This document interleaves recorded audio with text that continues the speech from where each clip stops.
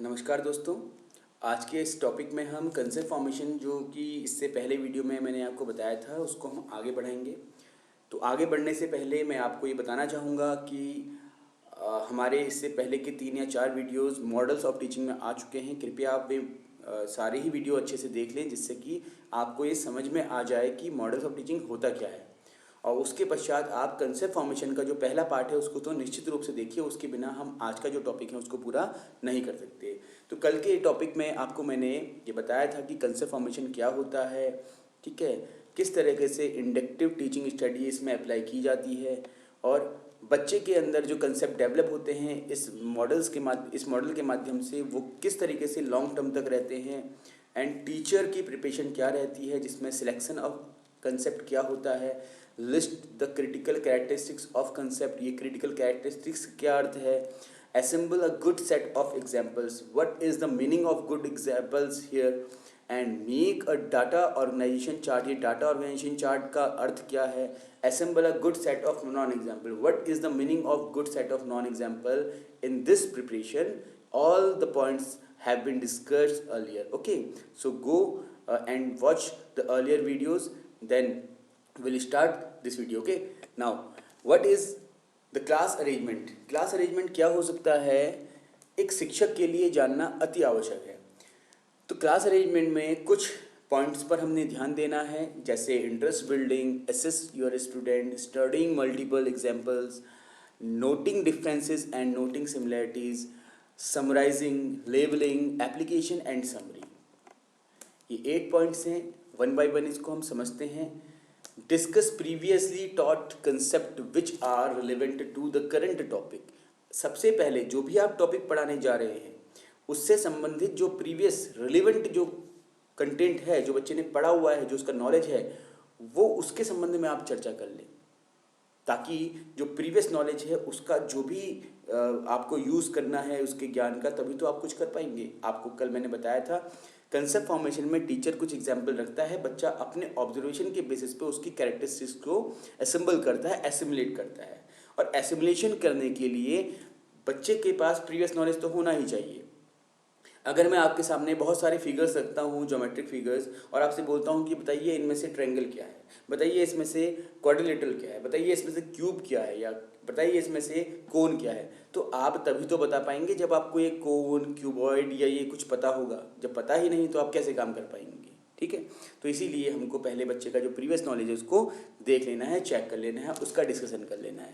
और ये जो एग्जाम्पल मैं आपके सामने रख रहा हूँ ये ट्रायंगल का है, तो यहाँ पर ऑब्वियसली ट्रायंगल से रिलेवेंट जो टॉपिक रहेगा, पुराना वाला कंसेप्ट रहेगा, वो हमेशा लाइन्स एंड एंगल्स ही होगा। तो लाइन्स एंड एंगल्स क्या होता है संबंधित हम प्रश्न करेंगे सेकंड पॉइंट पर। Assess your students pre instructional understanding of the concept. What is line? Angle between 90 and 180 is called. How many angles are there? The angle is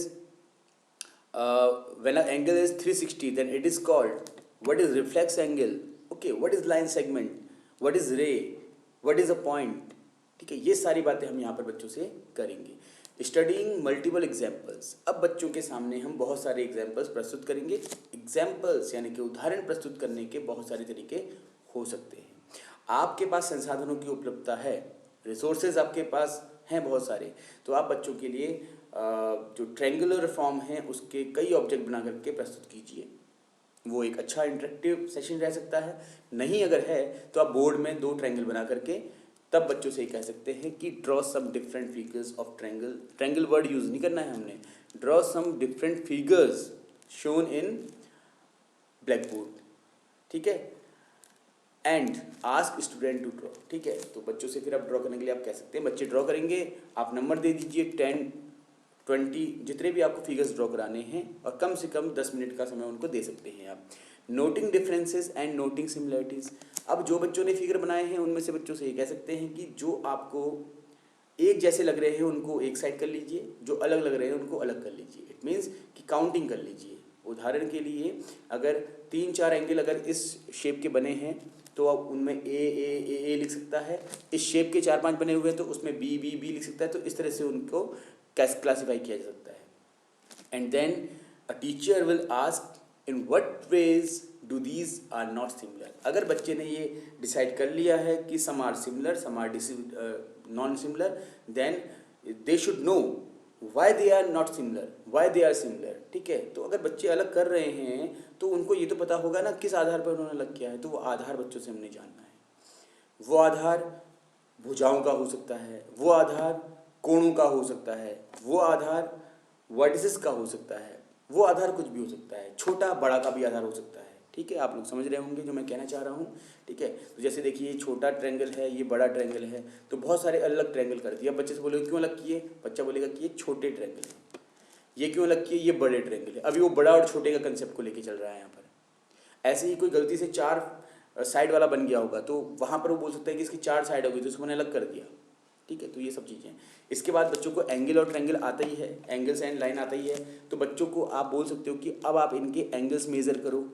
जिनके एंगल्स 90 से कम के बन रहे हैं सारे के सारे, उनको अलग कर लो। जिनके एंगल्स एक भी 90 से ऊपर बन रहा है उसको अलग कर लो।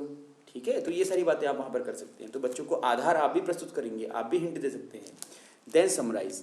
Student compose their own definition of the concept working with the list of similarities still on the board. अब बच्चे अपने द्वारा बनाई गई जो परिभाषाएं हैं सिमिलरिटीज़ के आधार पर, उस पर काम करेंगे और बोर्ड्स पर लिखेंगे।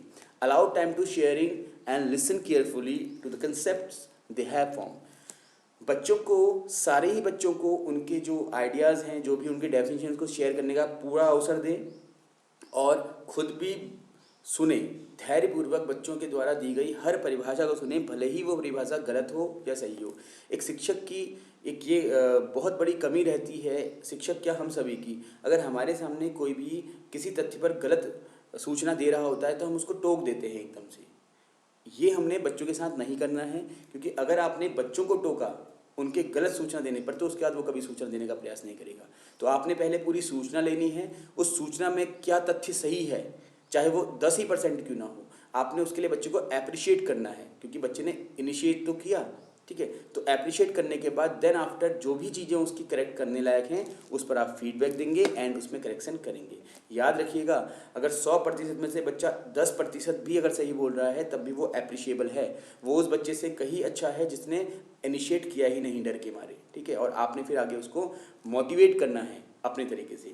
देन आफ्टर आप जब बच्चों से बच्चों को फीडबैक दे चुके, करेक्शन करा चुके, अब आप बच्चों से ये कह सकते हैं कि आपने जो भी कैरेक्टरिस्टिक्स इसकी देखी हैं, जो आपने बताई हैं, वो सब ठीक हैं। अब उसके आधार पर आप इसका नाम क्या रखना चाहोगे। बच्चों ने कैरेक्टरिस्टिक निकाली थी कि इनकी 3 साइड होती हैं, they have 3 sides, they have 3 angles, they have 3 vertices, 3 आ रहा है। तो आप बच्चे से बोलोगे कि बताइए इसको हम क्या फिगर बोल सकते हैं। तो अब बच्चा यहाँ पर ट्राइंगल बोल सकता है, ट्राइलेटरल बोल सकता है, दिख रहा होगा आपको, देखो ट्राइंगल, ट्राइलेटरल, ट्राई वर्टिसेस भी बोल सकता है। भाई वर्टिस भी तो है ना, शीर्ष भी तो हैं, तो त्रिभुज, त्रिकोण, कुछ भी कह सकता है। तो जो भी बच्चा बोलेगा उसको आपने एक्सेप्ट करना है और देन उसके बाद बताना है कि आपने जो नाम दिए हैं वो पूर्णतः सही हैं, वो नाम हम इनको दे सकते हैं, किंतु जो गणितज्ञ रहे हैं हमारे, उन्होंने इसको अंग्रेजी में ट्रायंगल और हिंदी में त्रिभुज कहा है, इसलिए हम इसे ट्रायंगल या त्रिभुज नाम से जानेंगे। और अब यहाँ पर बच्चे का जो कंसेप्ट है वो कंप्लीट हो जाएगा, क्योंकि बच्चे ने खुद से ये कंसेप्ट डेवलप किया है बिना किसी सहायता के। एप्लीकेशन पार्ट में, now that student have built a rough idea of triangle, it is time to reinforce and practice it with a classified activity. अब बच्चे ने क्योंकि आइडिया डेवलप कर लिया है तो टीचर बच्चों के साथ मिलकर के कुछ एक्टिविटी के माध्यम से उनको अभ्यास करा सकता है, जिसमें कि त्रिभुज संबंधी और कई सारी जानकारियाँ उनको मिल पाएँ। Triangle, it's basic characteristics and types. ठीक है, ट्रायंगल्स की कैरेक्टरिस्टिक्स क्या है, उसके टाइप्स क्या है, इस पर हम बच्चों के साथ एक अच्छी चर्चा कर सकते हैं। वो चर्चा में भी बच्चों का जो पार्टिसिपेशन है वो ही 100% होना चाहिए। सारी चर्चा बच्चों के माध्यम से आनी चाहिए, आप सिर्फ वहाँ पर बच्चों को फीडबैक या करेक्शन देने का कार्य करेंगे।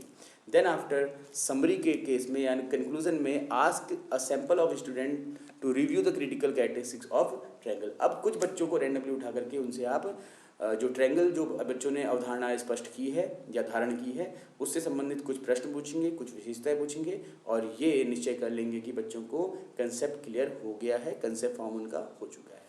तो ये हमारा टॉपिक था। धन्यवाद। और आपसे निवेदन है कि आप जितने भी वीडियोस देख रहे हैं उनको लाइक ज़रूर करें। Thank you.